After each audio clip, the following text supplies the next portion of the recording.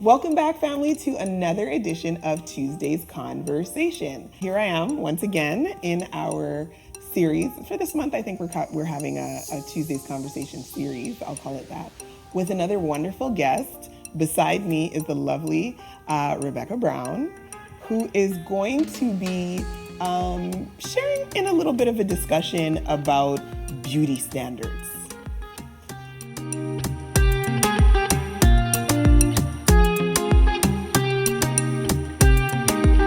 Welcome. Say hi to the people. Hello. All right. So this is a pretty big, but I think relevant topic that we're going to be trying to dig into for the next few minutes. And it's one that I would say, again, touches on everyone. When we think about beauty standards, would you agree with me? We tend to kind of automatically think about women. 100%. Right. But this is so much broader than that. And I think that once we get sort of started in the conversation, we'll see that it starts really young. And it's not exclusive to women. It touches on the men too. So let's jump into the conversation.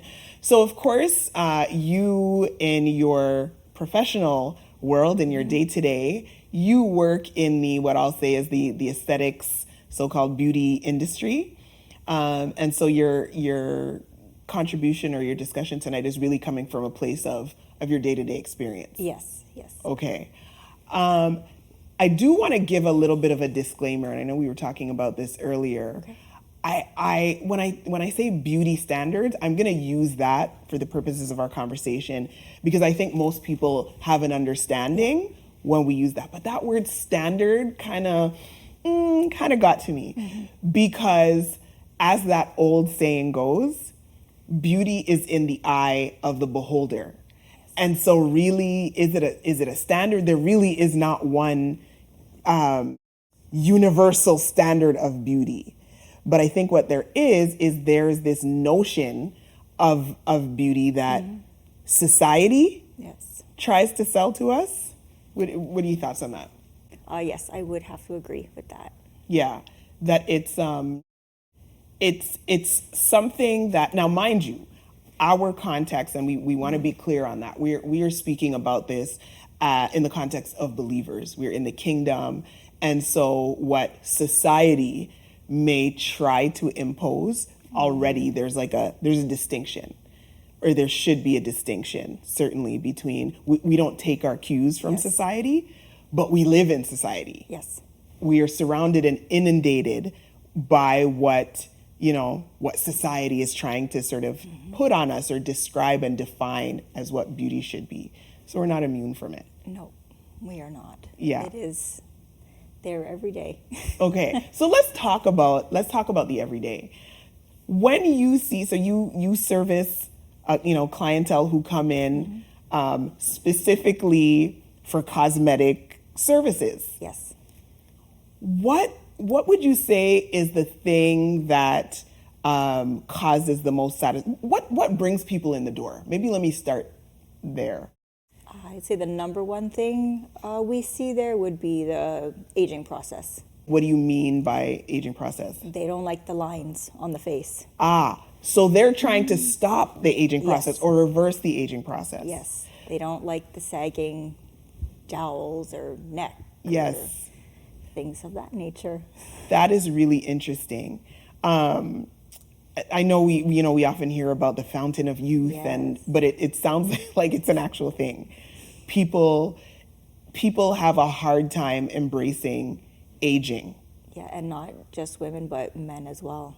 Okay. Yeah. And is it the fact that, when we think about aging, that tends to be like, it's almost like beauty is the opposite of aging? Do you know what I mean? It's like the two are in a conflict? Yeah, they're, it's like they don't want to look their age. They don't want to look like they're evolving, I guess. Yeah. If that's Yeah. the right word. So they don't want to embrace the things that come along with our aging body. Let's face it. It's interesting. We're born as babies and, skin is all soft and everything is wonderful. Mm-hmm. We go through youth and we age and we develop. But our bodies are actually, like, there's miles being put on Yes. our bodies. So our bodies naturally are going to change. But and even if you had a concept in your youth of, beauty, and you were satisfied and comfortable with how you look, that satisfaction and comfort doesn't carry through the aging years, because again, it seems like the wrinkles, the this, the that are not beautiful. You're always going to have to upkeep what you're doing. You're always going to have to maintain it, or you're going Slip to away. You're going to look like you're getting older. Which, for whatever reason, again, we are led to believe, if we're to take what society tells us, that that's a problem. Getting Yes. older and the things that, that come with getting older is somehow counterintuitive to, or is the opposite, so to speak, of beauty. This is an important topic. It doesn't just touch on, because who you're speaking about are obviously seasoned people who've been through life. But let's rewind the tape, so to speak, and go back. This doesn't just start in adulthood. So yes, we do have clients that come in that are doing preventative, so to prevent the lines from coming. So these are younger people. Yes. Okay. So if they see one or two coming, then they do something about it right away so that Wow. it doesn't progress. Wow. But we can even go further than that. Let's talk about our kids, right? Mm-hmm. Let's talk about young people.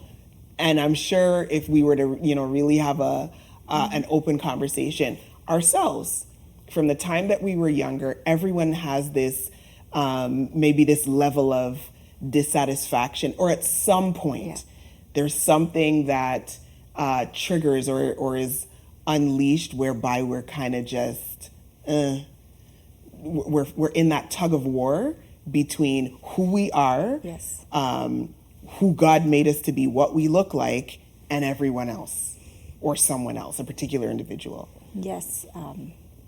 Sometimes my girls, I'll put my hair straight and they say, "Mommy, I want my hair straight." Mm-hmm. How old are your girls? 5. The audience. Okay. 5. Okay. Young. Beautiful, curly, mixed hair. Yeah. I know that adding a lot of heat to that hair type is not good for their hair, so that's not something that I recommend for them. But I tell them, God made your hair very special, and we have to be careful what we put on our hair, where mommy's hair does that very easily, but my hair doesn't go curly like yours, and I wish my hair was curly sometimes, but God didn't make my hair like that. I love that. Again, the emphasis in your redirecting them is about what God did. So just to stay on that point, just to use the hair as an example, is it that, oh, mommy, I want to have my hair straight? Is that like some signal that maybe my hair being curly isn't beautiful? I think they just want something different. Okay. But for some, I think some children, depending on what their surroundings are, they may feel that it's ugly, depending on comments that they've heard from inside their home or from their peers. Yeah. And that leads me to a good point about kind of what's the root of our dissatisfaction. Because let's face it, if we are to subscribe to, and as I said, standards, I'll use the word standards loosely, but norms when it comes to beauty, most of us will have that one thing, or those things where we're, oh, I wish if only, if only my nose were a certain way, or if only my lips look a certain way, or my hair, and all of these physical attributes. There's that one thing that we, at some point, would have wanted to change. There's something to be said about focusing on things that are outside of your control and what it can do to you internally, even as a child. Again, I'll use myself. The girls will sometimes say to me, "Mommy, you have so many spots on your body." And then I'll point out theirs. I said, "Oh, you have one right here. Look, Mommy has the same one." And then they smile because they realize I have that too. And I tell them, "Look, God put one here." And they're like, "Oh, you have the cutest little one on your neck." And I make it something that's beautiful about them that God gave them. And it's special to them. and I have it too. Right. So you try to make that connection. And I want to come back to it in a second to really talk about beauty from God's perspective and how we really ought to look at it. But before we go there, as I said, sometimes we've struggled, and girls, boys, from that young age, and if left unchecked, it can really send us down a not too healthy path. And what I mean by that is just thinking back to my times when I was younger. I feel like there were a lot less options. Not I feel like there were a lot less options, especially when trying to live out modesty, a modest look. There were less options, and so if you were not careful, if you did not have like an internal confidence about you, you could get swept away with feeling less than, with comparing yourself to those around you and feeling that you don't quite measure up from a physical perspective, and that could have an impact on your self-esteem. I can go to myself as a child. I remember I used to wear these little matching outfits because that's what I saw other people do, to the point where I would wear it off my shoulder because that's what I saw other people doing. But I wasn't in an environment where that was wrong. So when I did come into the church and I saw how, looking around at the people around me, I realized that looks a lot better. Yeah. And I didn't feel, I guess when I wanted people to look at me. Right. Look at me so they could tell me to feel, so I could feel good. Oh, you look nice today. I needed them to notice that my shoulder was out. Got it. Right. And I don't need that anymore because Christ has told me you are beautifully and wonderfully made. And I don't feel like I need to show that off anymore. Just because I have a different confidence. God has given me a love for myself that I didn't have before. You said so much there, and I want to come back in a second to just the love that God has given you for yourself and loving oneself. But talking about how you were affected because other people, like you'd want other people to say, hey, you look great.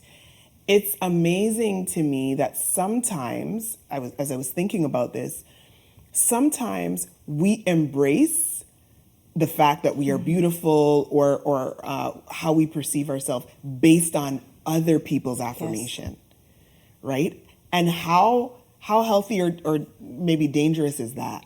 Very. Okay. Very. Yeah. Again, I'm going to use my own home again. Sometimes we'll dress the girls up in a cute new outfit that we got them, and they'll go to school and they'll say, Mommy, nobody said anything about my outfit. And I would say, that's okay. I'm like, do you like your outfit? Yeah, I think it's really pretty. I said, then that's all that matters. Right. I'm like, how do you feel in it? I said, nobody else. I said, did you tell anybody else that they look nice today? No. I'm like, well. Yes. I'm like, it doesn't matter. I say, as long as you feel good in what you're wearing and how you look, I'm like, that's what matters. You don't need, in other words, you don't need that outside affirmation. No. And don't get me wrong. I think that everyone can benefit here and there every now and again from hearing, you look wonderful. That's a great look for you. That's an awesome look. But where it can get a little tricky is the reliance on it. Yes, when you expect to hear it. When you expect to hear it. And when you don't hear it, how you internalize that, and maybe, you spiral into a little bout of sorrow and depression, God forbid, because nobody complimented you. Yeah. That could be problematic. Very problematic. You do look nice. Just put that there. I don't know. Maybe you needed to hear that today. No, I'm good. But getting back to the matters at hand, you also said a moment ago about, internally, like God giving you the love for yourself. I think it's so critically important as a starting point to really get to the place where you love yourself. We're not talking about, like a selfish or an arrogant type of a thing, But you understand what I'm saying? Yes, for me, it was not needing affirmation from anybody else that I was beautiful. Right. Not needing it, but Yes. just knowing that this is how I am. It's not going to change. Yeah. I may as well start liking it because this is it. This is me. This is you. This is who he made you. Yeah. Now, granted, there are those things about us that we may not like and can change, right? I'm a few pounds too heavy or whatever, and I'm not, it's Yeah. not a healthy look, etc. I can do something about that. But try as I might, as much as I might want to be, an extra 4 inches tall, that's not going to happen. Yeah. And so I like the point about this is it. I might as well get used to it. I like to say that, call that maybe as embracing. Would you agree? Yes, and I also feel like accepting that God has made everybody unique. So you can do everything you want to do to look like someone else. Yes. Change your hair, change your clothes, just do the things that they do, but they're never going to be you. God has made you a single individual, and nobody else is like you, no matter what they do to look like you. Right. And God did that for a reason. He wants everybody to be their own individual and to love themselves the way that they are. I think that's a praiseworthy moment. I'm inclined to just give God a praise in my heart, because when I think about that, literally the statement that you made is God made everybody unique. Yep. All 8 billion Yep. individualized iterations of, human beings. Yeah. Not a single one is the same. Everyone is unique in their own right. Their DNA is different. Their purpose is different, like all the things. Yeah. And God in his infinite godness, for lack of a better word, he designed you beautiful. Now, mind you, we have, as humanity, corrupted the beauty by virtue of sin. And so we're not all functioning, in the fearfully and wonderfully element of the Lord, of God, dare I say it that way. But his intention for us in our uniqueness was that we live as the beautiful creatures, the wonderful handiwork that he made us to be. Yeah. And that's so amazing. One of the things that I think impacts our actions, particularly later on in life, is, like, as you said, like people coming in and trying to stop the aging process or not liking what they have, is confidence. Yeah. And people sometimes, or their confidence, is a direct reflection of what they perceive themselves to look like. How do you, if a person is struggling with their confidence and it's directly related to how they see themselves, what do you say to that person? What do you think that's a result of? I think it's important, if you're close enough with them, you can ask them, how did you get to this place? What made you feel like you're ugly, or you're not pretty enough, or the way you look is not enough? How did you get there? Wow. And what do you think might be some of those things? Because for the person, there might be someone in the audience tonight who's maybe at that place. And again, certainly in the context of the church, the emphasis is usually taken off the physical. But there might be somebody who really is in a place right now where they're struggling. It could be being taunted as a child. Example, I was called bug eyes. You have big eyes. Wow. Now I love my eyes. I don't want squinty eyes. I mean, they look great on some people. Right. But I don't want them. I love my eyes. Your eyes. Right. Mine. They're mine. Yep. But I had to deal with the words that were said to me and embrace who I am and see that there's nothing wrong with my eyes. As God made them. Yeah. Right. And so, to just pick up on what you're saying, it could have been a childhood trauma. Yeah. But you need to get to the root of, okay, what really started Right. that? Okay. Yeah. And I think when we're, not to cut you off, I'm going to let you continue.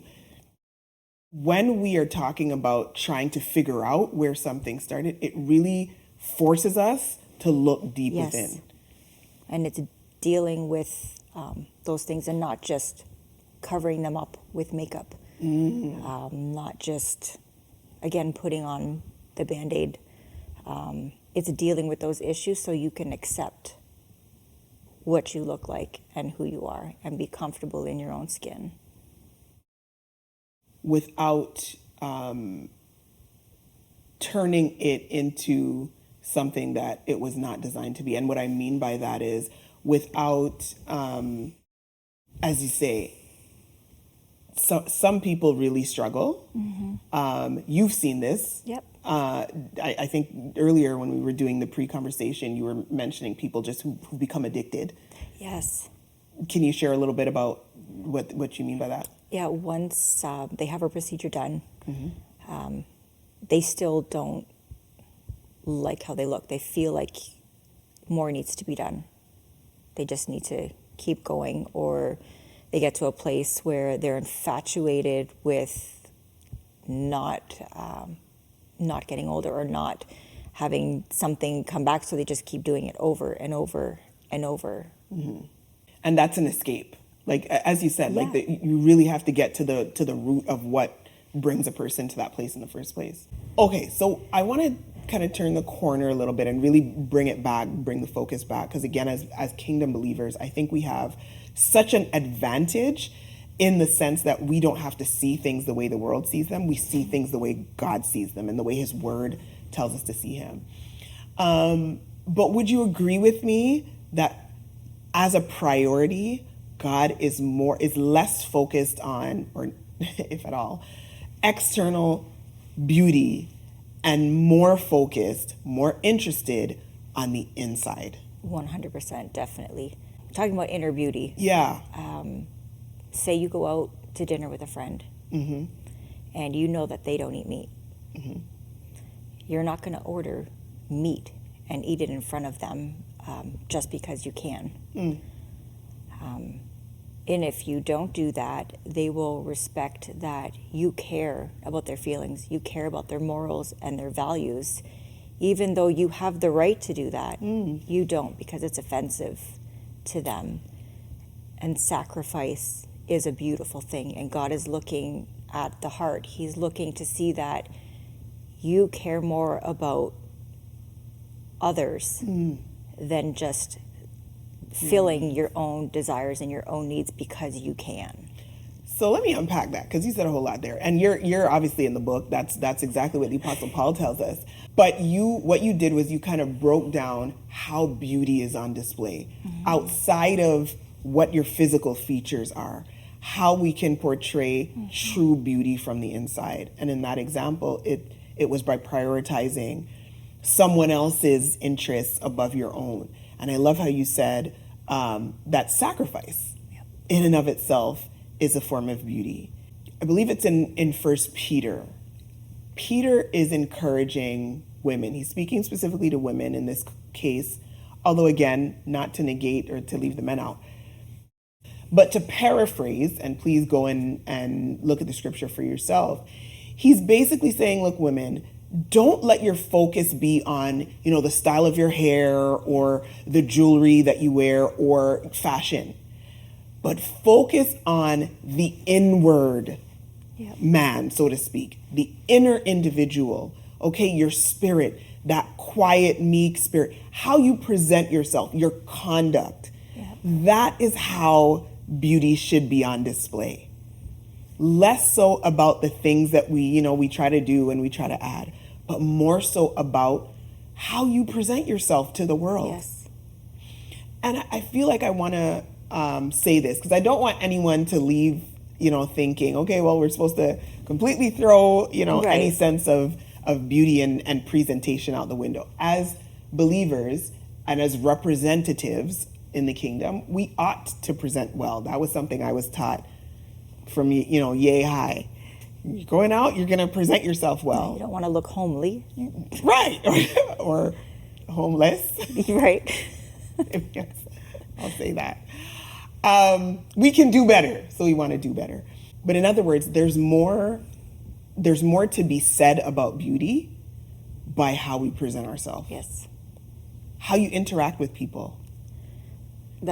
Yeah, because I mean, you could be decked out in your best shoes, your expensive makeup, you've got your best hairstyle on, and something can happen, and what comes out is ungodly, and what you look like, just you don't look the same anymore. Because people see who and what is on the inside, which as our pastor has spoken about, no matter what you look like, the inside will come out. And if you are looking to at some point get married, they may choose the person who has a better inside than the one who looks like she's it or he's it. Right. And even beyond that, not just in terms of relationship, but you could lose your witness there. Yes. Even more significantly, right? By turning your conduct, then turning someone away. Yes, your reaction to something can turn somebody right off of Christ, because you're supposed to be a Christian. Yeah. You look like it. Yeah. You've got on your skirt if that's what you do. You've got on your toned down makeup and whatever it is that you have on to look like a Christian. But when you open your mouth or the way that you react, your Christianity just walked away. My God. And your witness is gone. That is so well said in terms of why, as I said previously, God is more concerned about the beauty of our inner man, right? That carries way more weight than what we look like on the outside. And we're coming to a close, but there's something to be said, and I know I've had these experiences where you're interacting with someone who, again, might not measure up to popular culture beauty standards, but the way, as I said, they speak, the way they come across, their compassion, their humanity, like all of the things, their understanding, presents them in such a light, like, of beauty, that it outweighs whatever flaws, right, might present themselves, again, from that beauty standard perspective. I agree. You see somebody that, like, say if some of our clients come in, they're not wearing their makeup, they're getting ready to go have a service, but they come in and their disposition, it's friendly, they're warm, they're asking you how you're doing, and they are just kind, and they're like that every time you see them. You should be like that as a Christian. And another point is, at nighttime you're winding down and you're laying in your bed, and most people are going through the things that happened throughout the day, and there's sometimes you wish you didn't say something, or maybe your face looked a certain way. But one of your last things, even for myself, I think, did people just see me today, or did they see the Christ in me? And again, that should be the standard of beauty. That should be the standard of beauty that they're seeing, as opposed to, what you look like on the external. That's so significant, because, dare I say, your pretty face does not necessarily have as lasting an impression as your behavior towards someone. All right, before we close, talk to your 18-year-old self. And again, to the people who are watching, maybe it's a young 18-year-old boy as well, but speak to how you would encourage them around just beauty standards. Maybe they're struggling with their own sense of value or worth or sense of self-esteem. Talk to the 18-year-old, Rebecca. Girl, get it together. I had a lot going on at 18. I would say one of the first things I would say to myself at 18 years old is, you are enough. You are enough. So good. And no matter how anybody looks at you, no matter what they say to you, you are wonderfully and fearfully made. and nothing can ever change that. And you are enough. Awesome. You are enough. You are enough. And, there's not much to add to that other than if you are feeling, because perhaps you might be in that very space right now where you're thinking the exact opposite. You're thinking that you're not enough. Lean into what God has said about you. Lean into his word. It's hard sometimes for 18-year-olds to hear the voice of reason, but lean into what he says about you. If you don't believe it, if you can't believe your own voice, right? If you can't find it within yourself to tell yourself that you are enough, we know you're enough, but if you can't find it, lean into what he has to say about you. Yeah, and I think we can add in there no amount of not being accepted by certain people or groups should determine how you see yourself as a person. Those are their opinions and their thoughts, but they are not who you are, because you are enough. Amen. Amen. I hope somebody is hearing that this evening, somebody who needed to hear that. I'm hoping that you've heard that and that you will indeed embrace that. Thank you so much for being here tonight and just for sharing in this way that I know will be helpful and edifying to many who are watching this evening. As usual, it is my prayer for you that something that has been said will inspire, encourage, and edify you. And of course, it is my prayer for you that the peace of God will be with you. Until we see you next time, may God bless you real good.